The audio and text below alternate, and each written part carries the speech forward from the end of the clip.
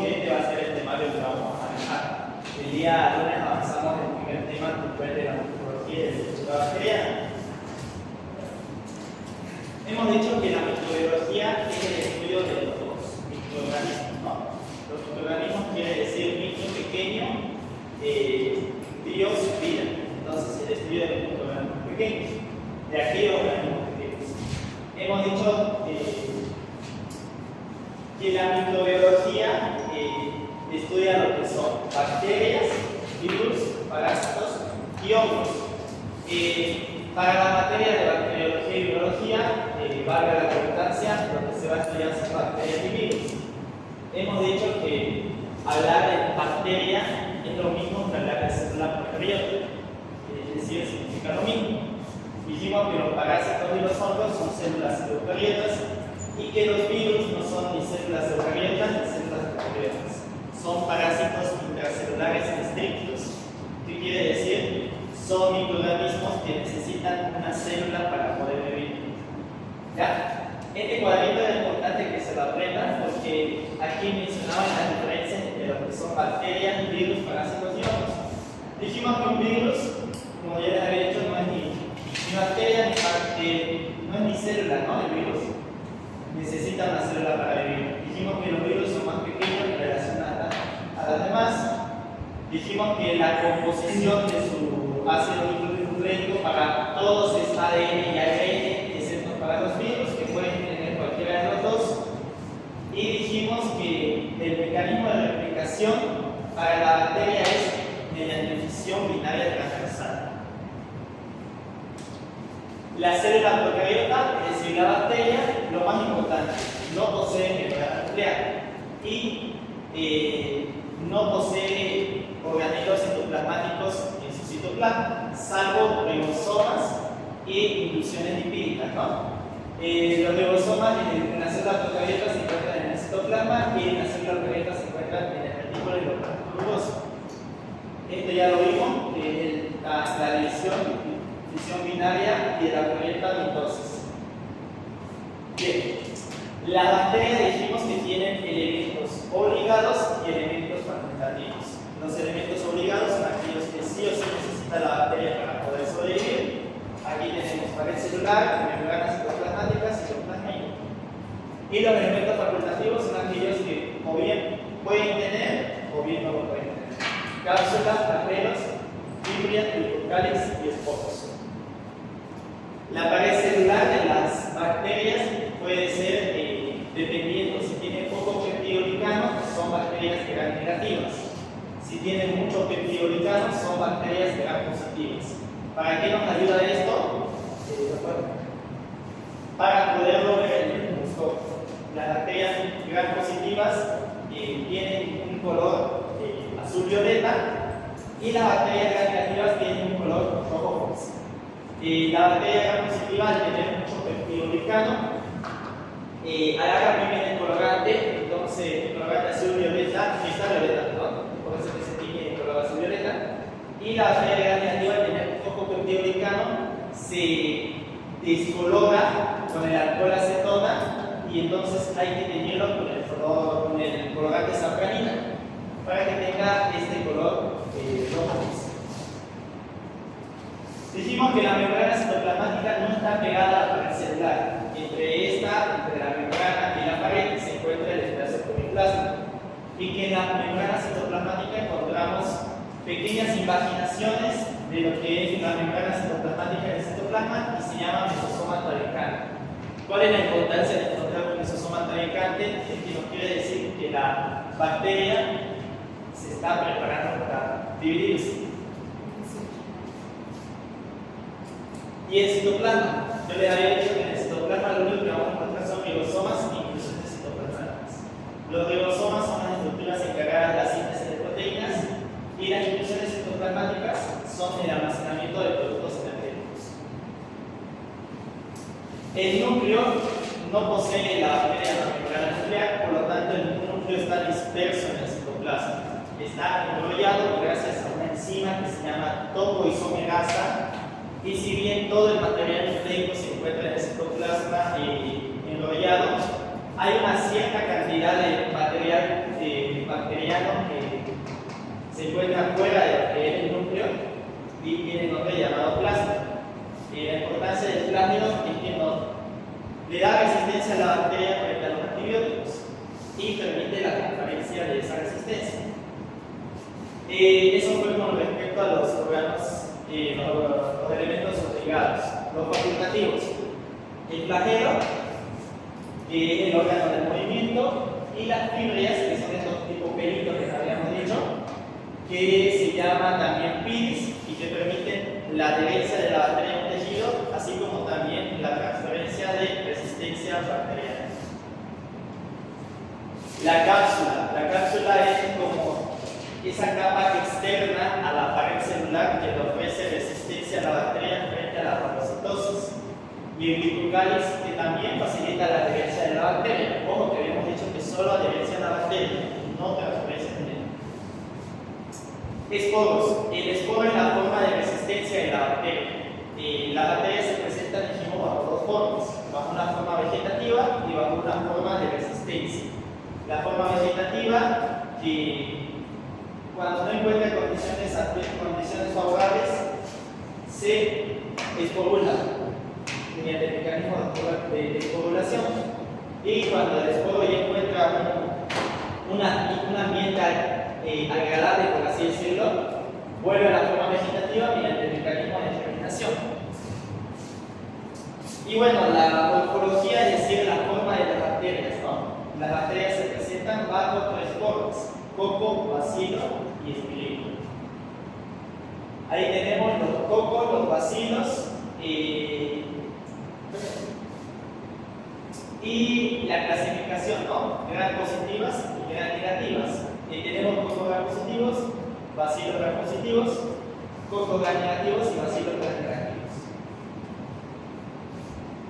Esa es la clasificación que incluye también a dos tipos de bacterias: aquellas que no tienen pared celular, que se llama género Mycoplasma, y aquellos cuya pared celular es muy delgada, como por ejemplo los espirilos o espiroquetas. Les había hecho el ejemplo, ¿no?, del Treponema pallidum, que produce la sífilis. Este tipo de bacterias no se puede tener protección legal. Esta no, ni esta tampoco.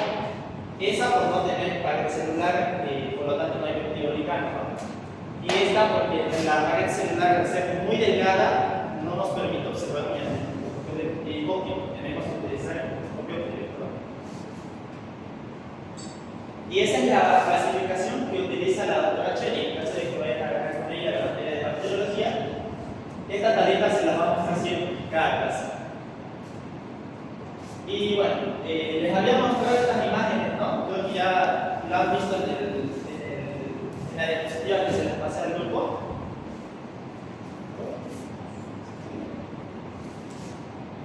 Ahí estábamos platicando, ¿no?, cuáles eran gram positivas, cuáles son gram negativas, si son cocos, si son bacilos.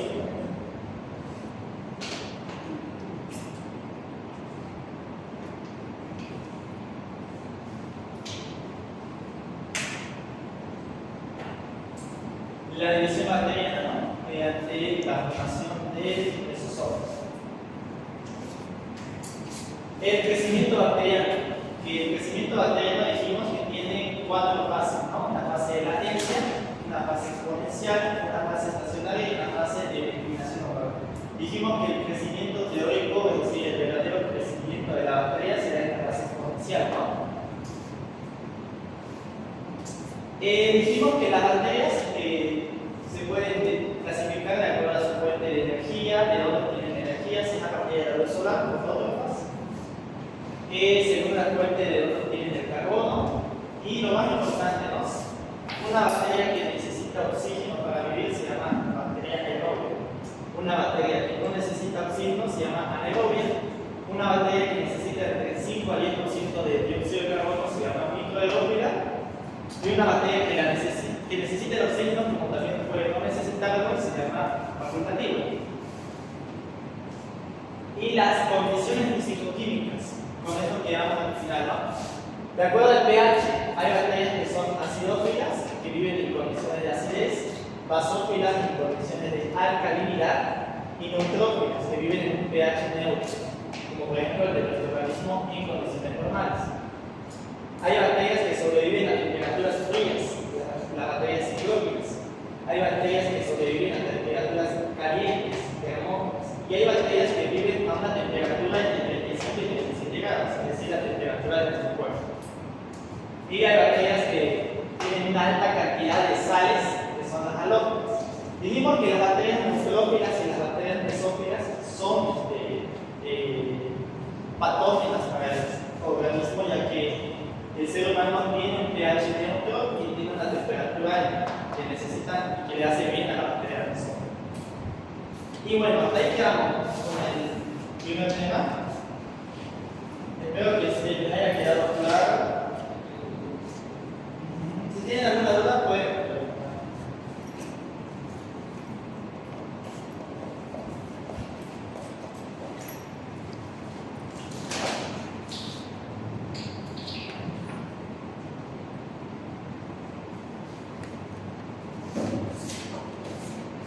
Bien.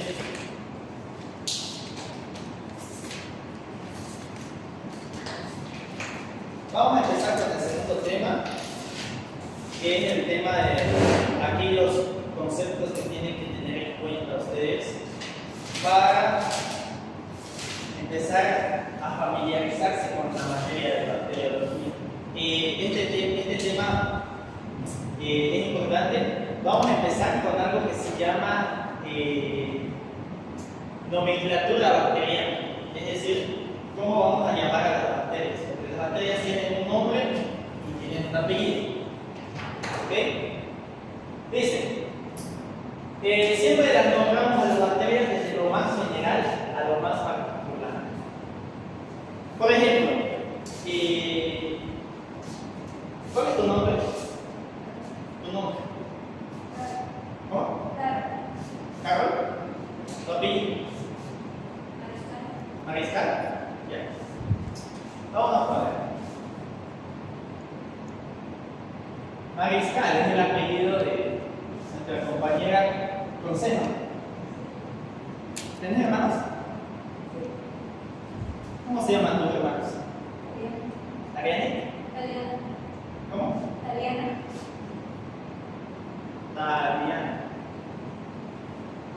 ¿Tenés otro?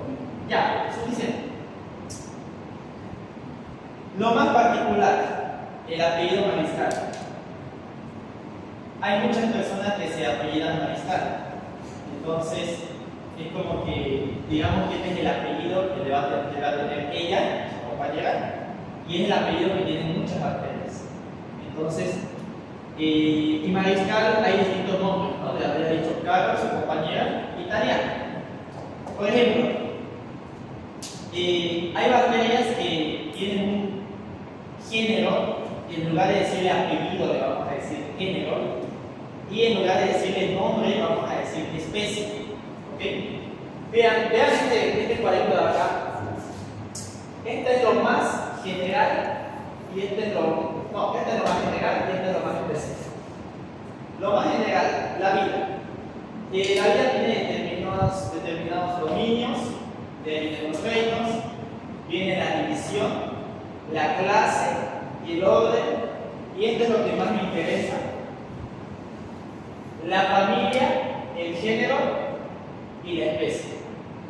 Entonces, por ejemplo, hay una bacteria que se llama Escherichia coli, me había dicho.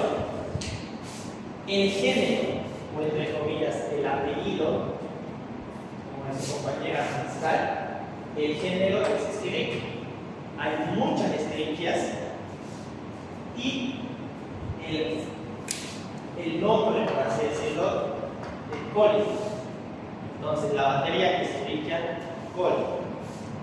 ¿Por qué les digo eso? Porque hay otro tipo de Escherichia coli, que además de la especie, este es el género, esta es la especie. Hay otro, además de la especie, hay los llamados serotipos. Esto vendría a ser mucho más específico. Por ejemplo, hay Escherichia coli enteropatógena patógenas, hay enteroinvasivas, hay enterotoxigénicas, hay enteroagregativas, eso les voy a ir explicando más adelante, pero para que se queden con el género, Escherichia, la especie coli. Si en una pregunta de cualquier examen les preguntan, por ejemplo, menciónenme la bacteria que se encarga de tal enfermedad, y les dice, entre comillas, en la pregunta, género y especie, ustedes tienen que colocar. Si la respuesta es Escherichia coli, tienen que colocar Escherichia coli. Si colocan Escherichia, está normal, porque se están olvidando de la especie. Y si colocan solo coli, también está mal, porque se están olvidando del género. Entonces, aprendamos a llamar a las bacterias con nombre y con apellido. ¿Sí? Todas tienen un nombre y apellido, todas tienen un género y una especie. De la Escherichia coli, la familia es la familia Enterobacteriaceae. Con la familia solamente para conocimiento. ¿No? Muy difícil de ver, pero lo más importante es el género y especie. Escherichia, género, coli, especie. Para nombrar la especie. Para nombrar el Staphylococcus aureus, por ejemplo. La familia es Micrococcus, el género es Staphylococcus y la especie es Aureus. ¿Por qué? Porque también hay Piógenes, también hay Epidermidis, saprophyticos o Staphylococcus. Entonces, puede ser Epidermidis, puede ser saprophyticus, ¿okay? El género Staphylococcus, la especie Aureus, Epidermidis, ¿ya? Entonces, ¿les ha quedado claro? Y mayormente las preguntas son así, porque lo que necesita el docente es que ustedes se aprendan cómo se llama cómo lo pueden llamar a la bacteria. Vamos a ir con la nomenclatura de los virus cuando tengamos que avanzar virus. Luego nos quedamos con lo que son las bacterias.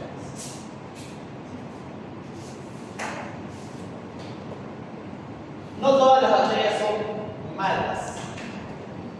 Malas por ahora, no son malas. Yo les había dicho que no se dice mal. ¿Qué se dice? Patógeno. O sea, violenta es el grado con el que vamos a ir, no es la patogenicidad. Pero la patógena es la enfermedad, o sea, la capacidad del organismo para producir. Muy bien, porque no todas las bacterias son violentas también. No todas las bacterias no pueden causar enfermedad. Hay bacterias que no nos hacen nada, o sea, están allí y no nos producen algún perjuicio. Estas bacterias se llaman saprófitas. ¿Okay? Las bacterias que viven en el medio ambiente, que no nos hacen daño, se llaman saprófitas. Por ejemplo, las bacterias que se encuentran junto con las algas en los océanos. En cambio, las bacterias que sí nos van a producir un daño se llaman bacterias parásitas. No parásitos porque parásito es otro microorganismo, les había dicho, ¿no? Pero la bacteria que nos produce mal es una bacteria parásita porque se está aprovechando de nosotros. Nosotros le estamos ofreciendo todas esas condiciones que les había mostrado antes, ¿no?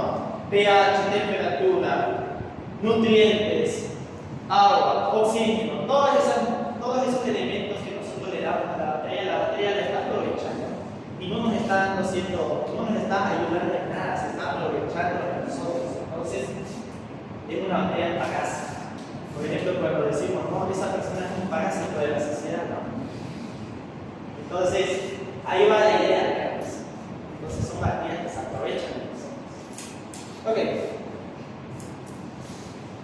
Las bacterias viven en nuestro planeta, sí.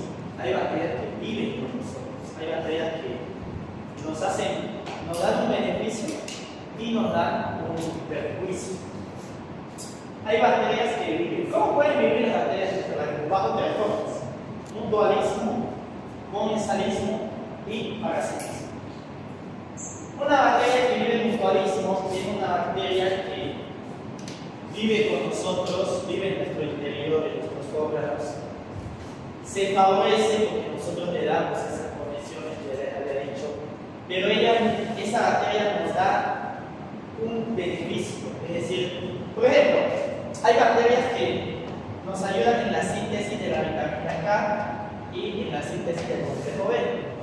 Ejemplo, la famosa microbiota intestinal. Entonces, si les preguntan ejemplos de una relación mutualista con una bacteria de nuestro organismo, pueden contestar la microbiota intestinal. Porque la microbiota intestinal está con nosotros todos los días, 24/7. Entonces, mutualismo. Comensalismo. Hay bacterias que viven dentro de nosotros, pero no nos hacen daño, ni tampoco nos dan un beneficio. Es decir, son bacterias cuya presencia no es notoria, o sea, una presencia que no repercute nada en nosotros. Porque están ahí, pero no nos hacen nada. Entonces, esas bacterias viven en comensalismo.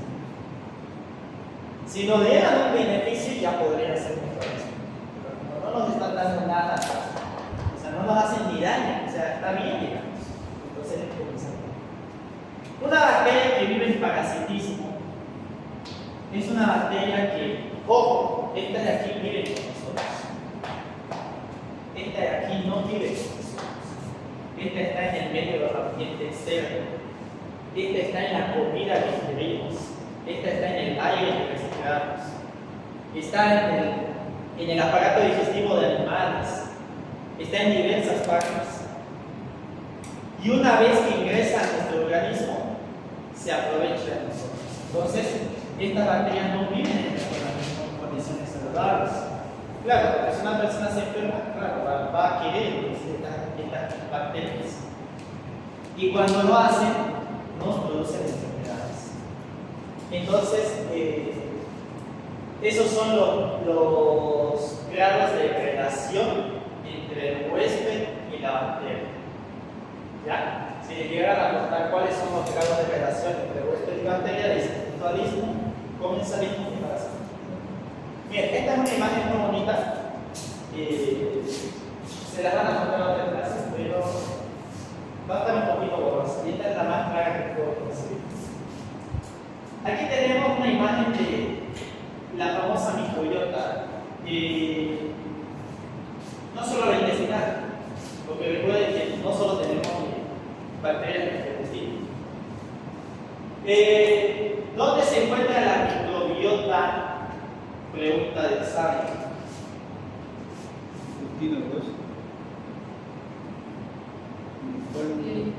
En la piel y las mucosas. ¿Alguien me puede decir por qué cree que está en la piel y las mucosas? Muy bien.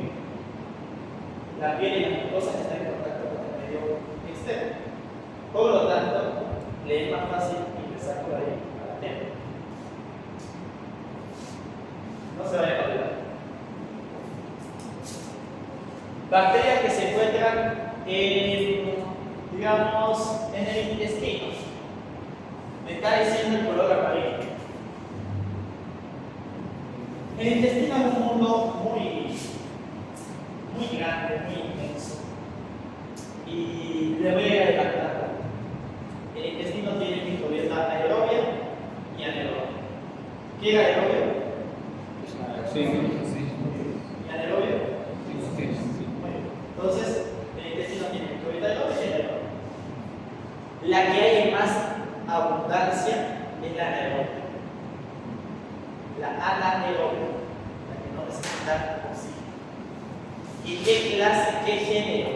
¿Cómo se llama el género que se encuentra en mayor cantidad en el intestino? El género Bacteroides.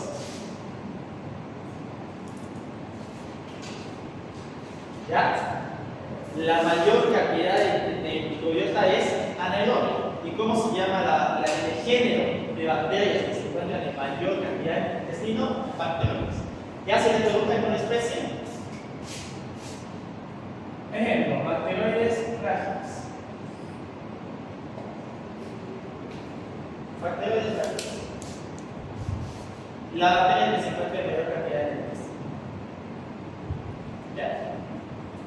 Esa es con relación al intestino. Vamos a otro órgano. Por ejemplo, en la boca. Ya vamos en la boca. Puede ser en la boca, en la gingiva bucal, en la saliva, en las toxinas, en la boca me dice el color, este tipo rosado claro, es estreptococo. ¿Cómo era la morfología de un estreptococo? Muy bien, una caída.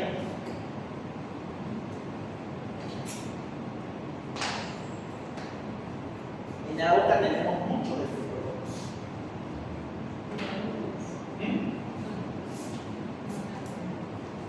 Si una persona tiene caries, tiene estreptococos comunes. Entonces, sí, ¿no? Pero les había mencionado otro, pero el estreptococo piones también está en la boca. O el estreptococo piones le puede hacer bien y le puede hacer mal. Si la persona tiene defensa de este tamaño, del tamaño del suelo, se va a enfermar, va a tener faringitis, inflamación de la faringe. Otro órgano, a ver, vamos con la vagina de las mujeres. Tienen lo que se llama lactobacillus. ¿Cómo es el pH de la vagina? ¿Sí? ¿Qué pasa si por X, Z motivo, razón, circunstancia, esa acidez desaparece?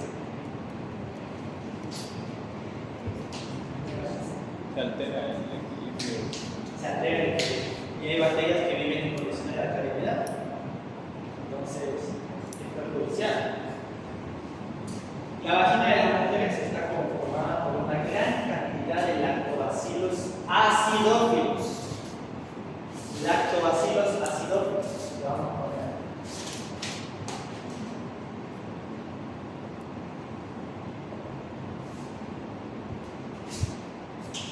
Y estos lactobacillus acidófilos mantienen el pH de la vagina en ese estado ácido. Entonces, por eso la importancia de la cantidad de lactobacillus que existen en la vagina. O sea, no es porque la bacteria quiere estar ahí, todo tiene un porqué, todo tiene una justificación. No es que la bacteria le gustó ese lugar y se quiso quedar a vivir ahí, no, tiene una función. A ver, ¿dónde más podemos encontrar? En la piel. La piel, no está la piel, digamos la fosa decúbital.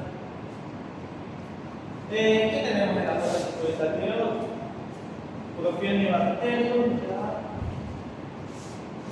Hay una cantidad de bacterias, ya puede ser, pero también en la piel hay una pequeña cantidad de rojito que ven acá, de Staphylococcus.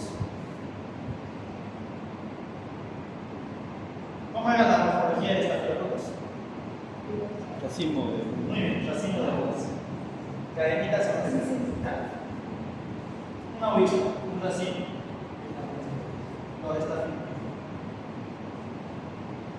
Es una cantidad pequeña porque no todas las personas tienen Staphylococcus. Se dice que del 10 al 15% de las personas en condiciones saludables tienen Staphylococcus aureus. Staphylococcus aureus, que no le hace un bien y no le hace un perjuicio, pero si la persona tiene condiciones de inmunidad muy bajas, sí le va a provocar una enfermedad. Entonces, hasta ahí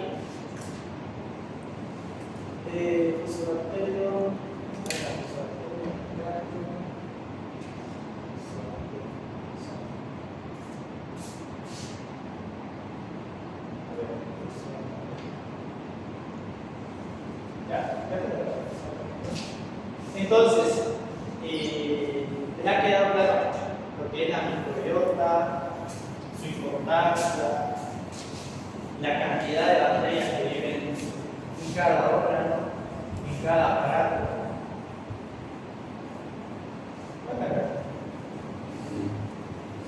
Bien.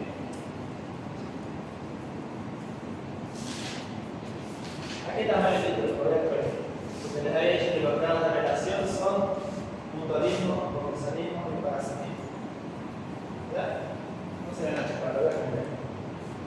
Bien. Hay tres conceptos que tienen que saber: qué es colonización, qué es infección asintomática y qué es enfermedad infecciosa. Colonización. Por ejemplo, cuando vinieron los españoles, ¿no? Colonizaron. Colonización es la presencia de bacterias en nuestro organismo, pero esa presencia de bacterias no nos va a provocar una clínica, es decir, no vamos a tener ni signos ni síntomas.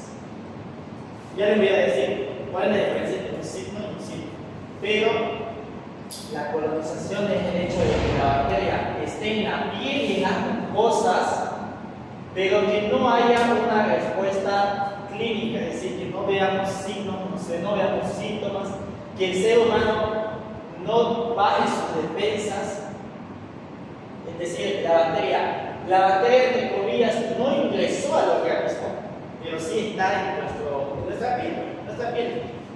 Ahorita tenemos muchas bacterias en la piel, ya les mostré en el cuadrito, y les había dicho que esas bacterias están ahí, están en colonización.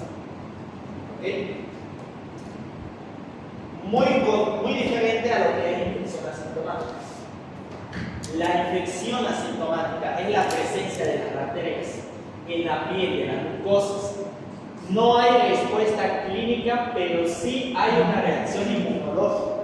Nuestro cuerpo sí reacciona. Es, por ejemplo, lo que le sucede a algunas personas. Por ejemplo, supongamos que uno de ustedes, digamos, se enfermó de COVID, de coronavirus. Se enfermó de coronavirus y resulta que se hizo un análisis de sangre para determinar sus anticuerpos.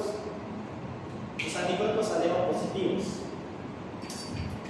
pero resulta que el paciente le dice al doctor, mire, yo nunca he tenido tos, nunca me dolió la cabeza, nunca presenté signos de coronavirus, o sea, nunca estuve enfermo, pero resulta que sus anticuerpos resultaron positivos, o sea, positivos para el coronavirus. ¿Qué pasó? Hubo una infección asintomática. El cuerpo reaccionó, lo vio al COVID. Las células T que se encargan de lo que son la inmunidad. Tenemos linfocitos, tanto linfocitos TCD4, TCD8, los natural killer. Esos linfocitos lo vieron al coronavirus, lo destruyeron y ya, le dieron fin. Y la persona nunca sintió que estaba con ese coronavirus. Eso es lo que pasó. Eso es lo que pasó cuando subieron los casos de coronavirus. Eso es lo que pasó. Muchos han tenido el coronavirus en su cuerpo, pero nunca se han enfermado. Me imagino que algunos de ustedes nunca se han debido enfermar de COVID. Entonces, eso es lo que pasó y las personas hubo esa desesperación porque hubo esa falta de interpretación. ¿Ok? Entonces, ¿es importante saber esto? Es importante. Y cuando una persona tiene una enfermedad infecciosa, aquí sí ya hay enfermedad, aquí hay clínica, aquí hay reacción inmunológica, aquí hay todo ya. Porque ¿qué pasó aquí? Aquí ganó la bacteria, aquí ganó el virus, aquí ganó el agente tóxico. Aquí lo derrotó al organismo, aquí derrotó a las defensas, los linfocitos, los neutrófilos, basófilos, todo lo que quieran, células inmunitarias las destruyeron. Aquí ganó el organismo.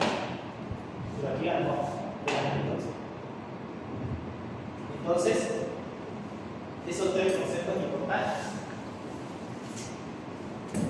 Una superficie del cuerpo, una superficie viva, por ejemplo, mi mano, mi brazo, mi pierna, mi pie, ¿tiene bacterias? Tiene bacterias. Entonces, ¿qué decir? Que mi mano está colonizada. Porque le había dicho, ¿no? Está colonizada. Mi iPhone Ultra Pro Max con cámara, con no sé cuántos gigas de memoria, hasta mi humilde botador, ¿tiene bacterias? Tiene bacterias. Su cuaderno está escrito, ¿tiene bacterias? Tiene. Pero no voy a decir que mi cuaderno está colonizado, no voy a decir. Me escucha la doctora Chella decir que tengo mi mano, que tengo mi teléfono colonizado, me saca la oreja. Está contaminado. ¿Okay? Cualquier objeto inanimado está contaminado, pero mi mano, cualquier parte de mi cuerpo está colonizada. ¿Ya? ¿Qué hora es? Acción patógena. Primero, olvidémonos de este cuadro. Vamos con este concepto. Patogenicidad es la capacidad de un agente para producir enfermedad. Eso se lo tiene que saber como el padre nuestro. Patogenicidad es la capacidad de un agente para producir enfermedad. Y virulencia es el grado de la patogenicidad de ese agente microbiológico, de ese agente tóxico. ¿Para qué nos sirve esto? Para la materia que todos amamos, que se llama salud pública. Me imagino que todos les gusta esa materia.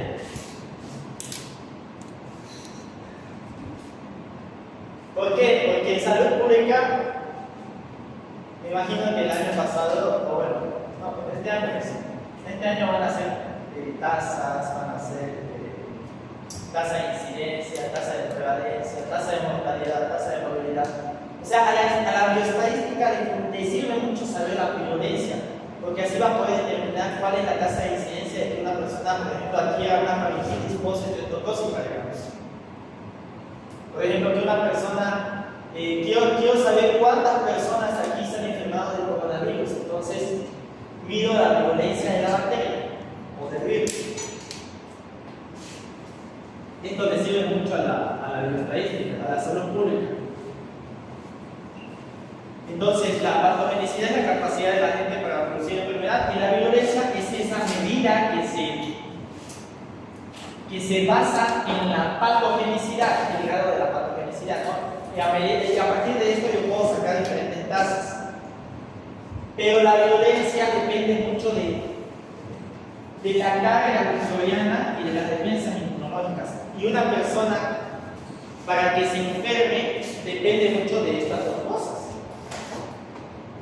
Por ejemplo, yo tengo coronavirus, supongamos, y resulta que estoy hablando con ella y la contagio. ¿Se va a enfermar sí o sí? Depende. ¿Depende de qué? De la carga microbiana y depende de la defensa. Depende de la carga microbiana, depende de cuánto coronavirus puede contagiar ella. Depende de las defensas inmunológicas. ¿De quién? ¿De mí o de ella? De ella. Porque si ella tiene unas defensas del tamaño del cielo, no se va a enfermar. Así yo le transmita todo mi coronavirus, no se va a enfermar. Pero si ella tiene sus defensas que son microscópicas, sí se va a enfermar. Así yo le haya transmitido poca cantidad de coronavirus, sí se va a enfermar. Esto depende del microorganismo.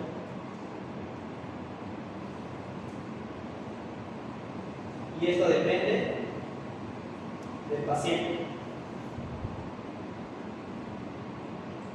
Para que una persona se enferme. Depende del pluralismo, por medio de la carga que vean, y depende del paciente por medio de la defensa que uno hace. Para que se enferme. O para que no se enferme.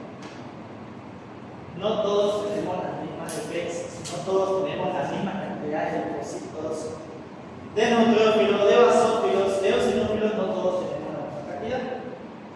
De que hay rangos, sí hay, pero no es que exactamente yo voy a tener la misma cantidad. O sea, hay un mundo cada persona.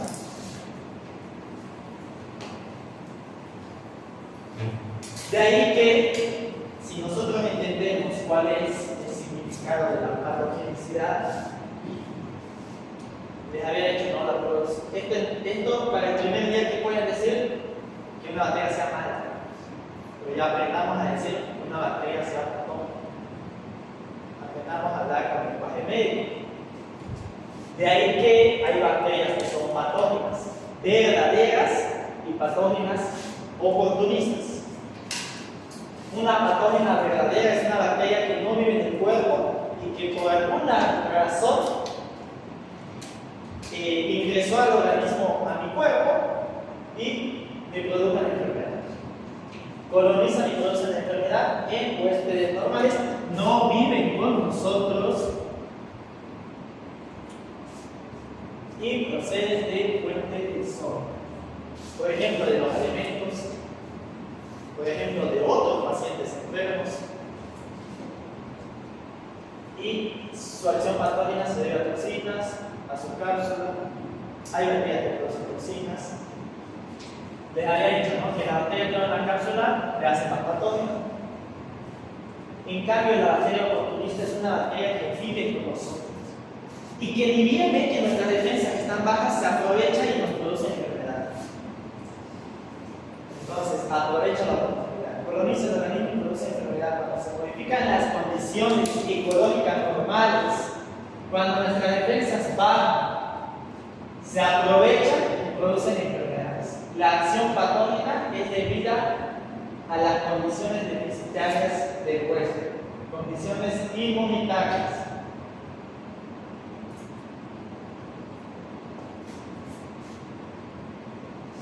¿Ok?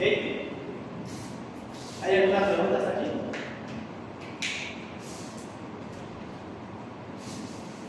Entonces, bacterias patógenas verdaderas y patógenas oportunistas. Bien.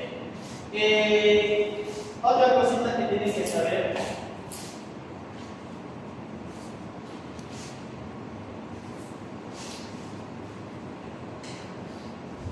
¿Qué es agente etiológico? El agente etiológico es el organismo que me produce la enfermedad. Ejemplos de agentes etiológicos.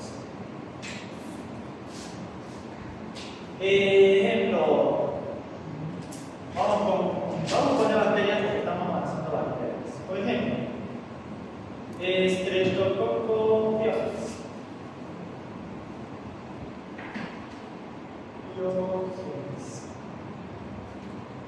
Otro ejemplo, Staphylococcus aureus.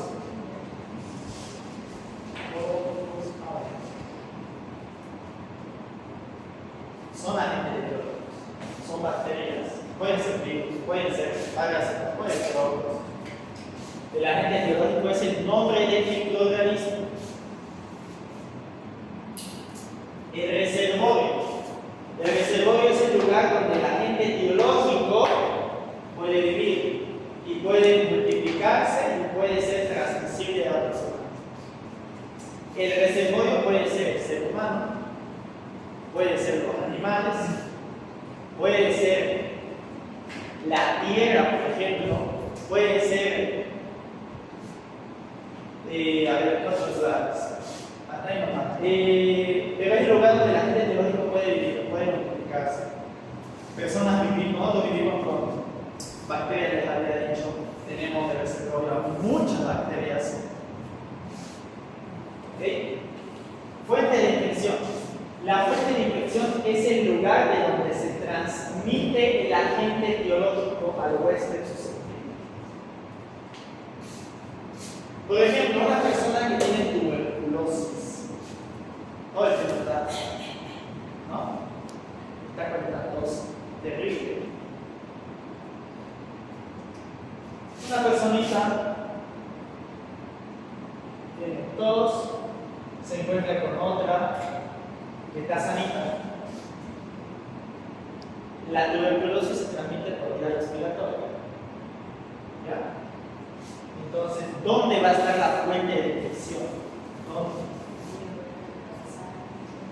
¿Dónde?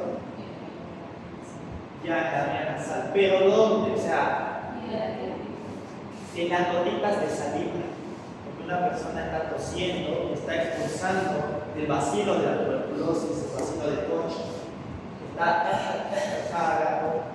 No se tapa la boca, porque se taparse la boca para toser. Y está expulsando gotitas de saliva, o también llamadas gotitas de flujo. ¿Por qué? Gotitas de flujo. Está tosiendo, está botando esas gotitas de saliva. Está en el aire. Y una persona viene. Pero no respiramos. Supongamos, estamos respirando. No respiramos y no sabemos qué metemos a nuestra nariz. Y se aspira toda la gotita de fluido. Y si tenía defensas bajas, se enferma. Entonces, ¿dónde es la fuente de infección? En las gotitas de fluido, las gotitas salivales. Otro ejemplo. Una persona les había dado el lunes el ejemplo del tétanos. Una persona que tiene Clostridium tetani en su intestino va a la calle, defeca y un niño se cae justo en el pasto, se raspa la mano o el brazo, se abre una herida y el Clostridium ingresa por la herida y a contar. ¿Dónde está la fuente de infección de esa del tétanos? En las heces fecales. Porque ahí empezó todo. El paciente que tenía Clostridium tetani en su cuerpo defeca y la bacteria, ¿dónde era la fuente de infección? Heces fecales. Heces fecales de pacientes que tengan Clostridium tetani en su intestino. Otro ejemplo. Tengo mi enamorada, hago el sin respeto. ¿Dónde está la fuente de infección? Supongamos que yo tenía herpes. Mi pareja no lo sabe. Y la contagia. ¿Dónde está la fuente de infección? En las infecciones genitales. ¿De quién? El paciente que tenía la infección con el desencodo. Entonces, la importancia de que sepan esto, porque es de lo que más se pregunta en bacteriología. Es de lo que más se pregunta. ¿Dónde se encuentra? Es importante que sepamos dónde se encuentra dónde empezó todo.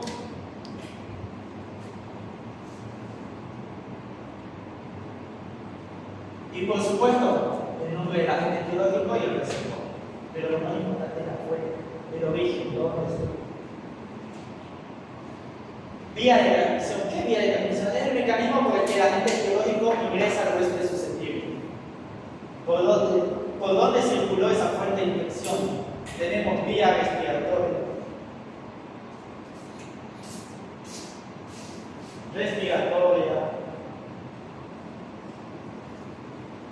Digestiva. O sea, me comí un pollito rico de la caserita. Vía genital, vía cutánea, vía digestiva o oral, vía respiratoria o aérea, vía cutánea. Si fue transmitida por un, ¿qué se llama? se llama.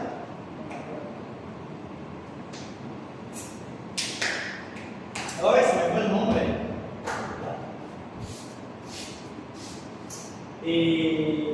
Hay enfermedades que se transmiten, por ejemplo, el dengue, ya se me fue ese nombre. Ya se me va a venir. Digo del dengue, ¿no? Ya, pero por un vector es un vector, la picadura de mosquito. Entonces la vía de transmisión puede ser aérea, puede ser oral, puede ser genital, puede ser cutánea, puede ser por medio del vector, puede ser transmisión vertical por medio del embarazo. Por ejemplo, una mujer que estaba embarazada y que le transmite una enfermedad por medio del canal del parto a su bebé, por vías placentarias. Ustedes me han llevado en biología, saben que la placenta es el órgano de comunicación entre quién, entre la madre y el bebé. Y por la placenta que circula sangre. Y la sangre, ¿qué pasa con la sangre? Puede ser que la madre esté enferma de algo y por medio de la placenta le transfiere ese agente lesivo, ese agente etiológico le pasa al bebé. Y el bebé por medio de la placenta está recibiendo sangre materna y se enferma. Vía sanguínea, por medio de un pinchazo de una aguja. ¿Qué tipo de enfermedad? La hepatitis B se transmite así. No sé que tener cuidado con las agujas, no es una cosa de agarrar. ¿Qué otra enfermedad? El SIDA también se transmite por vía sanguínea. Entonces, esas son las vías de transmisión. Y el huésped susceptible, les había dicho, ¿no? Que es el ser vivo que es vulnerable a la infección por el agente biológico. El huésped susceptible, entre comillas, el sano. Hasta aquí les quedó claro esta conceptos. Ya. ¿Por qué es importante saber esto? Porque todos estos conceptos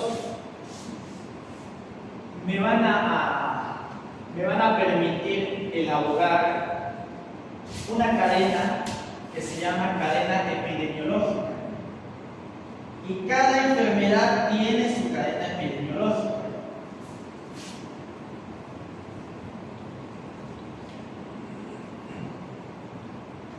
Por ejemplo, vamos a empezar con una cadena epidemiológica de la tuberculosis. Tuberculosis. ¿Dónde se encuentra quién es el agente causal de la tuberculosis? El Mycobacterium tuberculosis. El bacilo de Koch es el agente causal, el agente etiológico.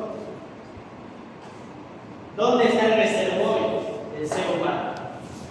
Un paciente que tenga tuberculosis es el reservorio. Hay la puerta de salida mediante la cual el paciente expulsa el tracto respiratorio, esas gotitas, o sea, la puerta de salida es el tracto respiratorio, pero la fuente de infección son las gotitas de fluido. Gotitas de fluido. O secreciones respiratorias, salivales. La vía de transmisión es la vía aérea.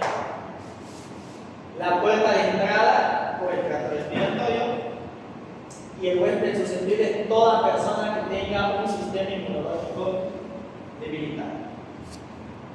Entonces, así de sencillo es la cadena de la tuberculosis. ¿Okay? La tuberculosis se transmite por vía respiratoria. Ahora, ¿qué pasa en el caso de la tuberculosis cutánea, de las tuberculosis óseas, de las tuberculosis renales? Eso es porque el bacilo de la tuberculosis, que al inicio habitaba en el pulmón, se dirigía a la sangre. Y esa sangre de repente tiene bacteremia, es decir, bacteremia es la presencia de bacterias en sangre.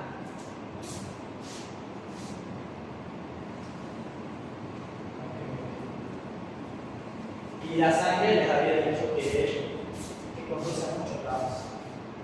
Y puede ser que la sangre se dirija, esa sangre que dirija, que en condiciones normales nutre huesos, se llena de bacilos de tuberculosis. Y ahí viene la tuberculosis. O se dirige la sangre que nutre la piel, o la sangre, en casos más graves, la sangre que en condiciones normales se tiene que depurar por medio del riñón y me produce tuberculosis renal. Entonces, es por eso que existen esas complicaciones de la tuberculosis. Pero lo más importante es que la tuberculosis se convierte. ¿No vieron? Ese fue el caso de una infección o de una enfermedad que se transmita por vía respiratoria. Hay otro ejemplo, el ejemplo del tétanos. Aquí está. Agente causal, bacteria Clostridium tetani. El reservorio, los intestinos de animales, incluso de hombres. Entonces, sin ser humanos elimina las heces fecales. La puerta de salida es el aparato digestivo bajo, mediante la excreción de las heces. ¿Dónde está la fuente de excreción? En las heces fecales de pacientes que tengan Clostridium tetani. Heces fecales de pacientes con la bacteria. Vía de transmisión, me dice que es indirecto, pero puede ser aquí está el ejemplo de una persona que se cayó, vía bucal, se hizo una herida, por eso es indirecto, porque para que sea directo tiene que ser frente a frente. En el caso de que sea indirecto, es que una persona haya tenido una condición para que esa bacteria ingrese. ¿Cuál es la condición? Que se haya cortado la mano, que se haya cortado, que se haya abierto una herida y que el Clostridium ingrese por la vía cutánea. La puerta de entrada a la piel y las mucosas. Esto sucede mediante la pérdida de continuidad de una de ellas. Una herida. Porque la herida es la pérdida de la continuidad entre la piel, ¿no? ¿Y quién es el huésped susceptible? Toda persona que no haya sido comenzada con vacuna tetánica. Por eso es que un niño se cae, se hace una herida y lo primero que pregunta el doctor: ¿tiene vacuna de tétanos? Y la madre le dice: no, entonces hay que vacunar. Si tiene vacuna, si ya ha sido vacunado, belleza. Difícil de ser enfermo. Pero si no se ha vacunado, ahí está la cosa. Porque el tétano es bien grave. El tétano afecta el sistema nervioso. Le hace una parálisis enorme al paciente. Otro ejemplo, la salmonelosis. ¿Han oído hablar de la salmonelosis? Ya, una vez que en bacteriología ya no van a querer comer comida de la carne. Van a decir puro que no la bacteria. No, en fin. ¿Dónde está el agente causal? O sea, ¿quién es el que produce la salmonelosis? Una bacteria que se llama Salmonella typhi o Salmonella enterovirus. Salmonella es el género, la especie es typhi, porque puede ser una Salmonella enterovirus o una Salmonella brachyvirus. Puede ser. ¿Dónde es el reservorio? La persona que tenga salmonelosis en su intestino, la puerta de salida por medio de la excreción, las heces fecales. Dice hoy, pero ¿dónde se encuentra la mayor cantidad? En las heces fecales de los pacientes. El modo de transmisión, vía digestiva o vía oral, por medio del consumo de alimentos o líquidos contaminados. Muy raro por medio de los animales silvestres. Por medio de los pollitos que me hacen la caserita, los panchitos, todas esas comiditas. Ojo, no digo que todo sea malo, es que todo depende de la higiene.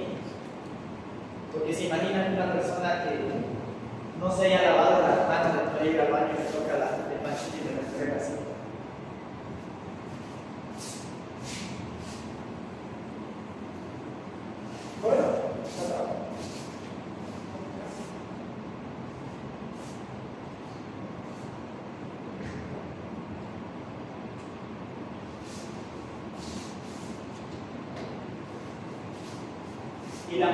entrada la vía oral. El huésped susceptible es toda persona que tenga enfermedad terminal o una persona que tenga enfermedad debilitada o los niños menores de 12 años. Pero es que también los niños tienen defensas altas a veces. A veces no vemos a los niños en el nodo, en la lluvia, etc.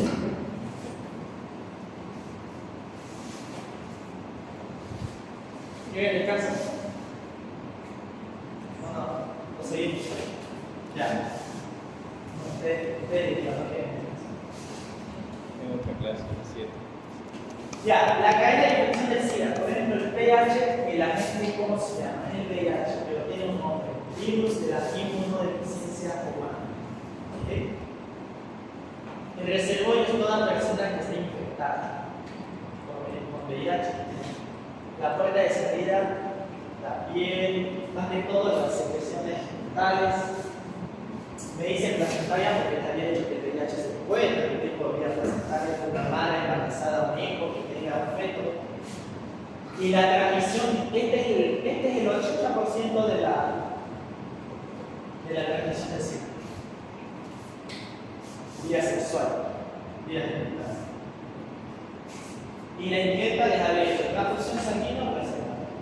La puerta de entrada son el aparato genitourinario, la placenta, en el caso de una transmisión placentaria, y quién es el huésped susceptible, los humanos. Entonces, así vamos a ir describiendo de cada enfermedad. Ahora este es otro ejemplo, el hantavirus. ¿Han escuchado hablar del hantavirus? Si no han escuchado, van a escuchar. El hantavirus es producido por un virus, no es una bacteria. El virus se llama virus del hantavirus. El reservorio, los ratones bestias. No se me acuerda del nombre. No sé si le voy a decir, pero hay ratoncitos que tienen su nombre y son los que transmiten el hantavirus. ¿Qué pasa? Estos ratoncitos tienen el hantavirus en su organismo. Y estos ratoncitos en cualquier parte defecan, orinan.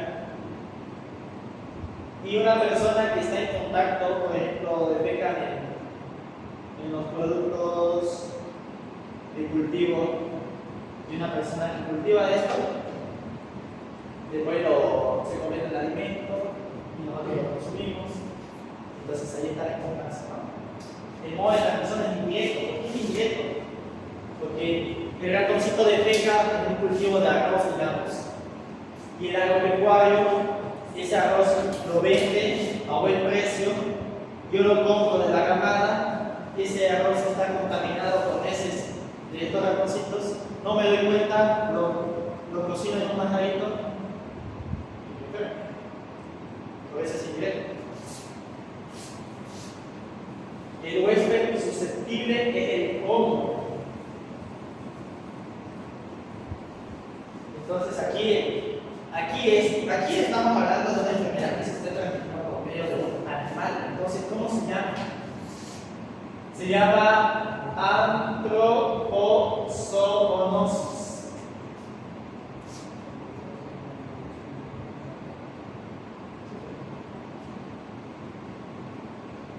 Antropozoonosis. Antro de ser humano. Zoonosis de animal. Porque se está transmitiendo de un animal.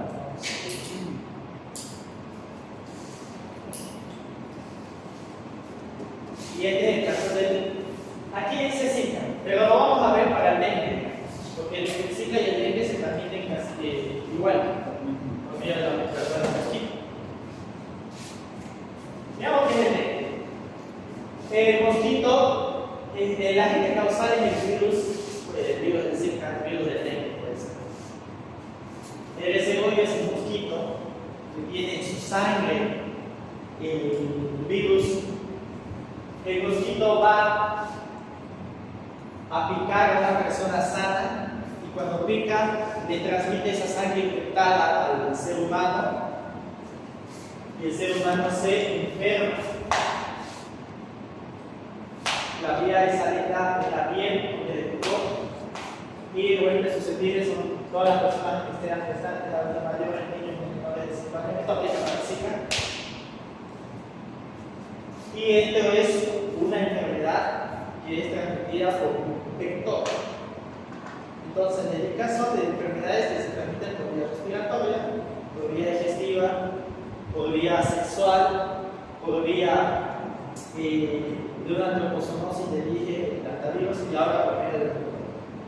Diferentes ejemplos, mismo mecanismo, por medio de una agente causada, un reservorio, una vía de transmisión y un huésped susceptible. Entonces, es importante saber la cadena epidemiológica, es importante saber los conceptos como agente etiológico y lo que les había dicho. La infección puede ser localizada y puede ser generalizada. Una infección localizada es una infección que solo me afecta a tejidos donde el microorganismo se multiplica. Por ejemplo, el resfrío. El resfrío es transmitido por diversos arenavirus, coronavirus. No es lo mismo decir resfrío que gripe, por si acaso. No es lo mismo. El resfrío es una enfermedad localizada, porque solamente el resfrío lo tengo en mis secreciones nasales. Solo me afecta a mi aparato respiratorio, es decir, por eso que estoy con esa congestión. El hecho de que uno esté moqueando se llama tener congestión nasal. Entonces, el resfrío es una enfermedad localizada, muy diferente a lo que es la gripe. La gripe es una enfermedad generalizada, porque la gripe se complica, o sea, se llega a complicar. ¿Por qué? Porque el microorganismo ingresa a la sangre y condiciona el organismo. Aquí tenemos una persona que tiene hepatitis, puede ser no importa, tiene hepatitis. Lo sé porque tiene esta coloración amarillenta en sus ojos. Tiene esa coloración amarillenta. Entonces yo sé que el paciente tiene esa hepatitis. La hepatitis es una enfermedad generalizada. Entonces,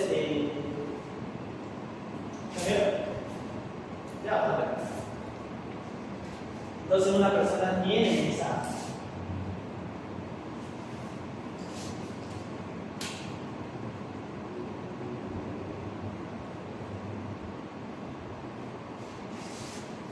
Y bien, ¿qué significa diagnóstico? Diagnóstico es determinar la enfermedad.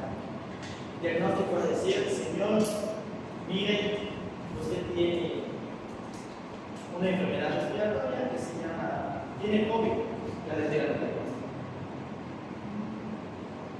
Lo que le voy a decir yo, tiene que tomar el medicamento, las hormonas, eso ya se llama tratamiento.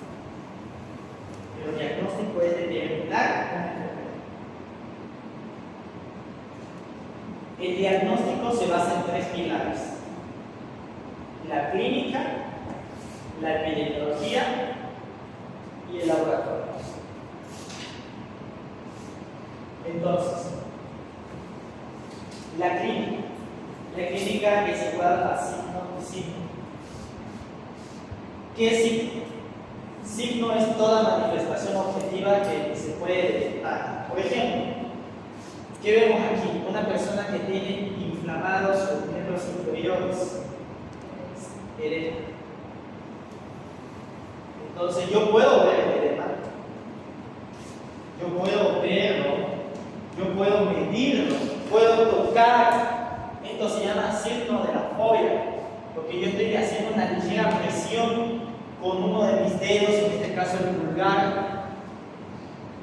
Estoy ejerciendo esa presión y me va a dejar esta pequeña marca del dedo presionado, y eso se llama edema. ¿No se puede decir No, Godet es para de otro signo. ¿Podemos activar? No, yo le llamo separador. Joven.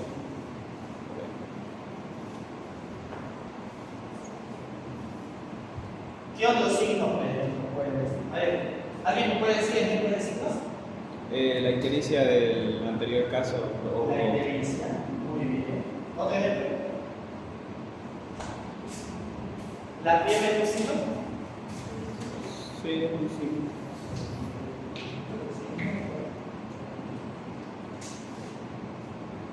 La fiebre sí es un signo. Sí, se puede medir. Yo veo el termómetro y digo, este paciente tiene 39 grados de temperatura, tiene 38 grados.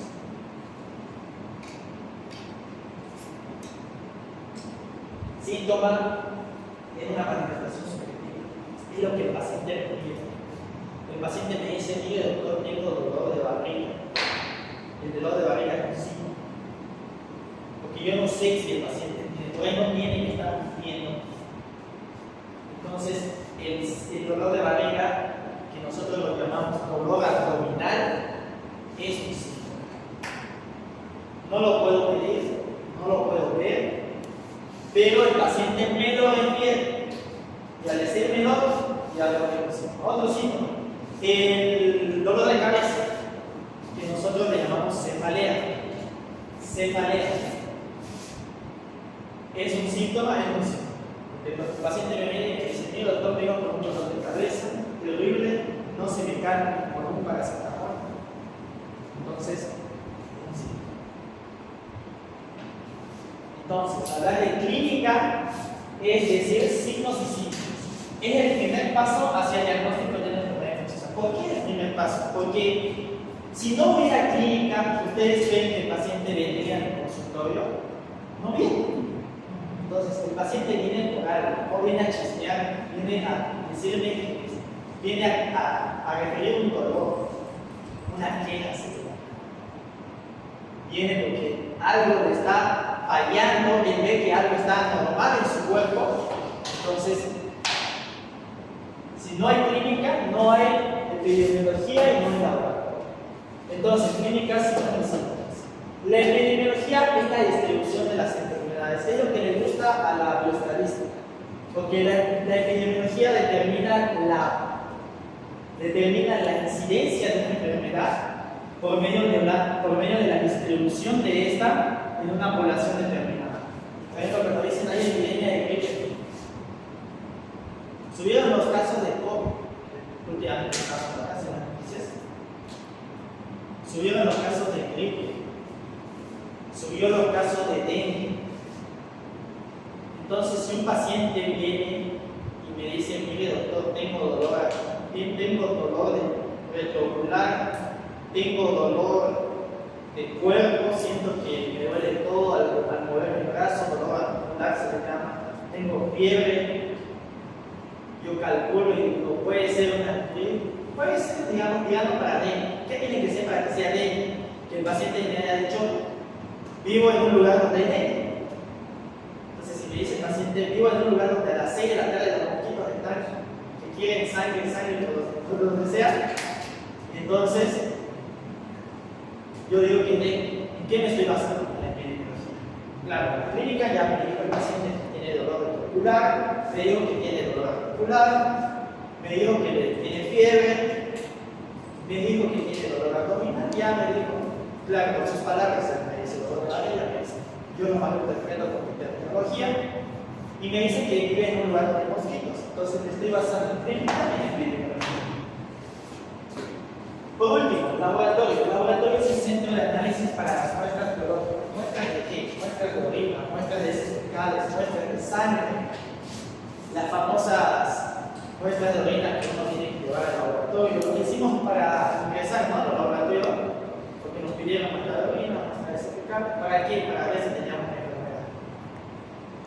Entonces, supongamos una persona que, el ejemplo de la tuberculosis, me dice la persona que tiene tos, ¿ya? Me dice la persona que vive en un lugar donde hay tuberculosis. Yo le pido alguna prueba de laboratorio para la tuberculosis, es una prueba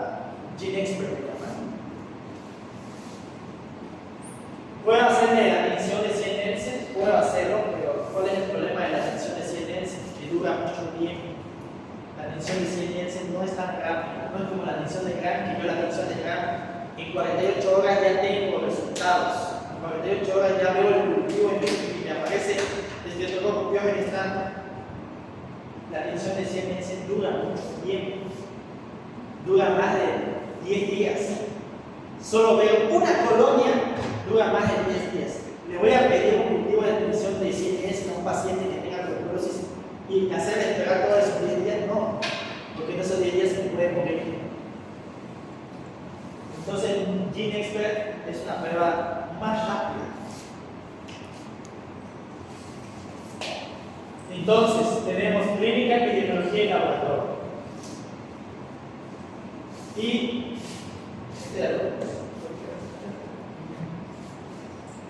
la prevención. Prevención por medio de 3: esterilización, desinfección y antisepsia. ¿Qué es la esterilización? La esterilización es el acto de destruir la forma vegetativa y la forma de esporo de una bacteria en un objeto inanimado. Yo les había dicho, ¿no?, la forma vegetativa y la forma de esporo. Entonces, destruirla en ambas formas, pero en objetos inanimados. Por ejemplo, en un instrumental quirúrgico. ¿Quién utilizo para eso? Utilizo instrumentos de esterilización. Por ejemplo, un órgano de esterilización de calor seco o calor húmedo. Ya lo vamos a ver. Pero esterilización tiene el hecho de destruir forma vegetativa y forma de esporo en material inanimado. Desinfección es el acto de destruir la forma vegetativa de o el esporo del material inanimado. Por ejemplo, desinfectar los pupitres. Les echan, ¿no?, de diversos detergentes. Están desinfectando los pupitres porque están eliminando la forma vegetativa, pero están dejando esporos, es decir, no hay una destrucción al 100%. Y la antisepsia es la destrucción de la forma vegetativa, dejando libre el esporo en objetos vivos, como por ejemplo el lavado de manos. El lavado que se hace antes de realizar una cirugía, por ejemplo. La persona se tiene que lavar las manos, hay todo un procedimiento, dura un cierto tiempo. No es que yo voy a donde está el lavamanos y ya listo, no, hay un procedimiento. Porque estoy tocando material vivo. Entonces, estoy realizando una antisepsia. Entonces, la importancia de esos conceptos de esterilización, desinfección y antisepsia. ¿Cuál creen que es más efectivo? ¿Cuál creen? La esterilización en cosa inanimada. Muy bien. La esterilización. La esterilización es el método más efectivo. Ahí sí viene el mismo todo.